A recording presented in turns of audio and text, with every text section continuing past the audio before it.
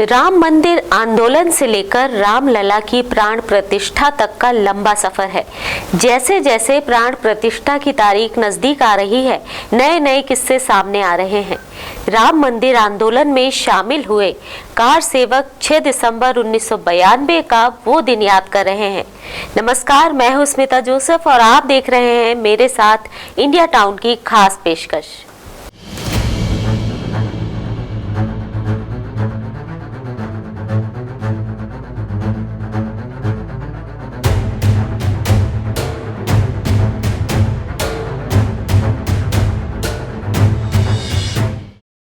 राम मंदिर बनने की सबसे ज्यादा खुशी कार सेवकों को है। उन्हीं के संघर्ष का ये परिणाम है जो रामलला दिव्य और भव्य मंदिर में विराजित होने वाले हैं। हर कार सेवक का अपना अलग किस्सा है। ऐसे ही कार सेवक हैं जांजगीर चांपा के कांग्रेस विधायक व्यास कश्यप। गोटी राजनीति का मैं हर बार शिकार हुआ और वह 1990-91 की जो घटना, मुलायम सिंह की सरकार, बाद में तो कल्याण जी की सरकार में बड़े बड़े लोग गए अपने आप को कार सेवक बनाने के लिए। वास्तविक कार सेवा थी मुलायम सिंह की यूपी की जब सरकार थी उस समय। ये कितने कठिन परिश्रम करके हमारे कार सेवक वहाँ तक पहुँचे थे। क्या नदी, क्या नाला, न भोजन की व्यवस्था, न पानी की व्यवस्था। मिल गया तो ठीक, नहीं मिला तो ठीक, अन्यथा पैरे पे सोए। बड़ी मुश्किल से वहाँ तक हम लोग पहुँचे थे, परंतु सम्मान के भूखे आज भी हैं।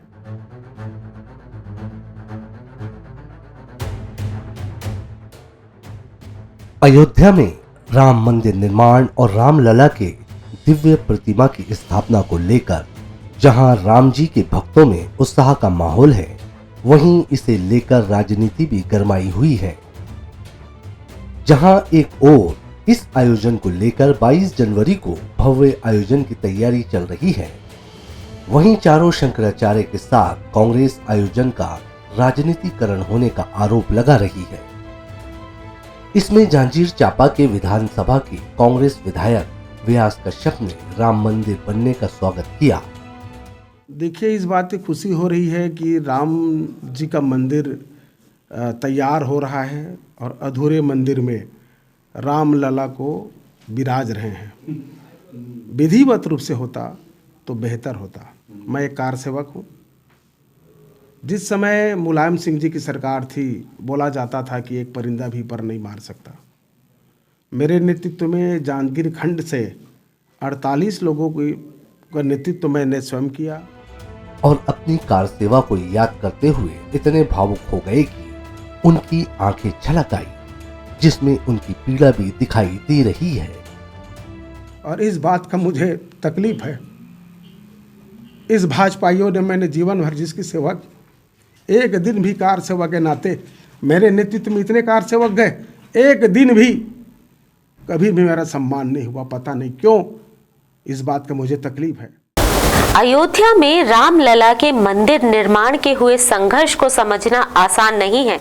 सन 1992 को कार सेवक अयोध्या में किस तरह पहुंचे और उन्हें कितनी परेशानी हुई, किसने साथ दिया और उस सरकार की भूमिका कैसी थी, ये सब अपनी आंखों से देखने वाले कार सेवक व्यास नारायण ने अपना अनुभव साझा किया।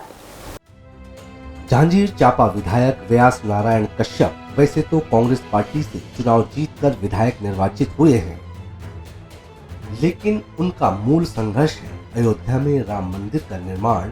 और 22 जनवरी को प्राण प्रतिष्ठा से व्यास कश्यप काफी खुश हैं। उनका कहना है कि राम मंदिर कोई राजनीति का अखाड़ा नहीं, बल्कि लोगों की आस्था से जुड़ा है। उस समय तो सभी लोग चाहते थे, क्या भाजपाई क्या कांग्रेसी। आज भी किसी में कोई दलगत राजनीति से फूट कर धर्म की बात आएगी, सबके मन में इच्छा है कि अयोध्या में रामलला जी विराजमान होनी चाहिए।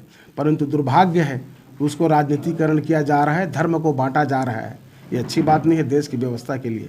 शंकराचार्य जो बोल रहे हैं ना, देश के चारों पीठों के शंकराचार्य, वो कोई गलत नहीं बोल रहे हैं। और उसका परिणाम भी आया कि प्रधानमंत्री जी पीछे हो गए, आगे कोई दूसरे हो गए। तो आपको तो सबको लेकर चलना पड़ेगा।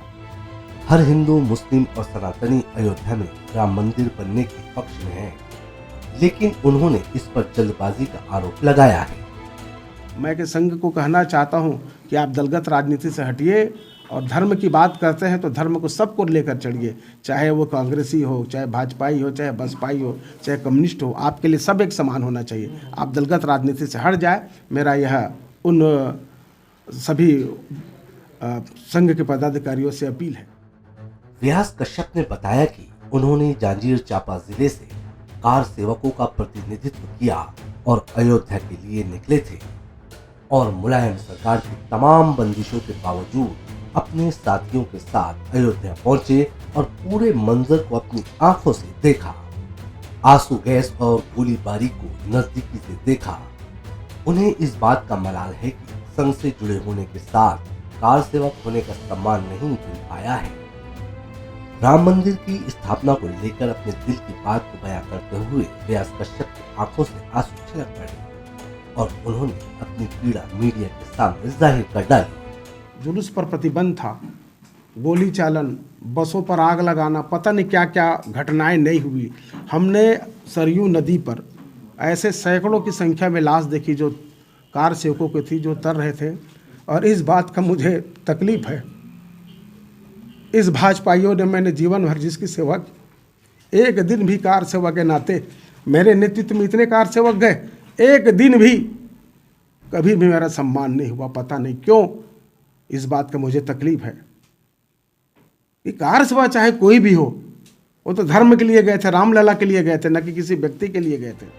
व्यास कश्यप ने राम मंदिर को देशवासियों का सपना बताते हुए कहा कि भारत का हर नागरिक अयोध्या में राम मंदिर बनने से खुश है और अयोध्या दर्शन करने पहुंचेंगे और इसमें किसी के न्योता देने नहीं देने से राम के प्रति आस्था में कोई कमी नहीं आएगी और जब भी प्रभु राम का बुलावा आएगा दर्शन करने खुद भी जरूर जाऊंगा। अयोध्या भी साल भर पहले होके आया हूँ और अच्छी बात है, छत्तीसगढ़ की सरकार अयोध्या लेके जा रही है। और जब वास्तव में जब अयोध्या से वापस आएगी वही जनता ना, उनसे प्रश्न पूछिएगा कि वर्तमान में अयोध्या की क्या हालचाल है। साल भर पहले मैं अयोध्या से ही वापस आया हूँ, प्रभु की बुलावा होगा तो निश्चित रूप से फिर अयोध्या जाऊँगा। निमंत्रण की क्या बात है, वो निमंत्रण देंगे नहीं, वो तो खोज करके दे रहे हैं ना और प्रोपोगंडा कर रहे हैं, इनको निमंत्रण उनको निमंत्रण। इस पे क्या निमंत्रण की बात है, भगवान के दर्शन के लिए दरबार सबके लिए खुला है।